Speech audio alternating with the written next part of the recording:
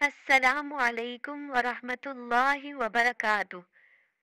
उम्मीद है आप सब खैर वाफियत से होंगे। आज का हमारा टॉपिक है दुआ और जल्दबाजी। अक्सर लोगों को हमने ये कहते सुना है कि हमने तो बड़े वजीफे करके देख लिए मगर कुछ नहीं हुआ। अब तो हमने सब कुछ छोड़ छाड़ दिया है। आज इसके बारे में हकीकत जानते हैं कि क्या ऐसा ही है।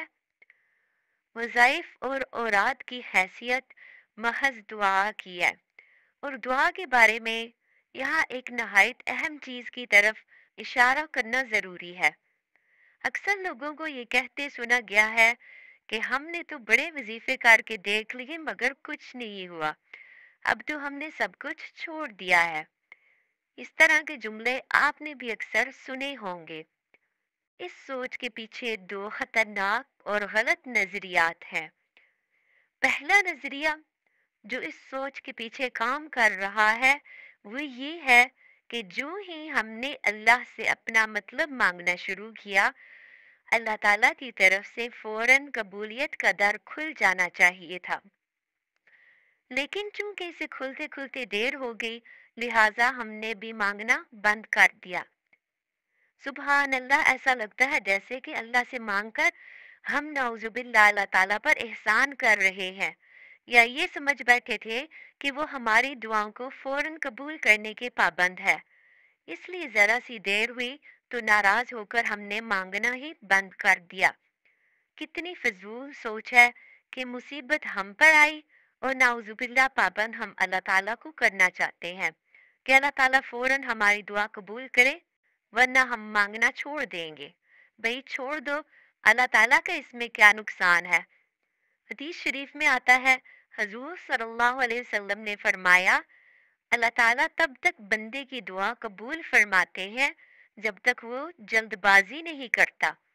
सहाबा कराम ने अर्ज किया कि या रसूल अल्लाह सल्लल्लाहु अलैहि वसल्लम, जल्दबाजी से क्या मुराद है?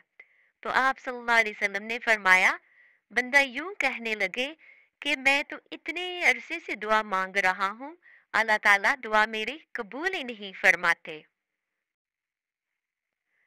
सिर्फ ये नहीं कि दुआ की कबूलियत के लिए जल्दबाजी की जाए बल्कि दुआ का दुआ होना भी जरूरी है।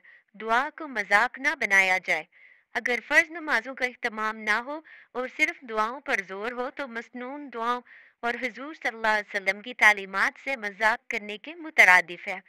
इसी तरह अगर आम जिंदगी में हम नमाज ना पढ़ें, जब कोई ज़रूरत आए तो उस वक़्त नमाज शुरू कर दें, तो अब तो अल्लाह ताला खूब जानते हैं कि मेरा बंदा तौबा ताइब होकर पक्का नमाजी बन गया है या सिर्फ मौसमी नमाजी है।